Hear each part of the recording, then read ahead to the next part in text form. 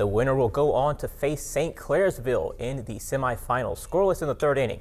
Marietta puts on the hit and run, and Jacob Seeley will line a ball into center field, and Will Tornes will advance to third, putting runners on the corners for Post 64. But on the mound, Grady Hessen will wiggle out of danger, getting the strikeout, looking to keep the game scoreless. But doing with the bat as well, Hessen, with the bases loaded, will fly a ball to center field deep enough to score the game's first run as Beverly Lowell strikes first 1-0. At the plate now is Jack McCurdy. He's going to turn on the ball, and that's going to drive in another run, and Beverly Lowell would put up 4 runs in the third inning. Jumping into the fifth, Marietta Post 64 will cut the lead in half thanks to this Tate Jonas. And this 2 RBI single up the middle makes it a 4-2 game.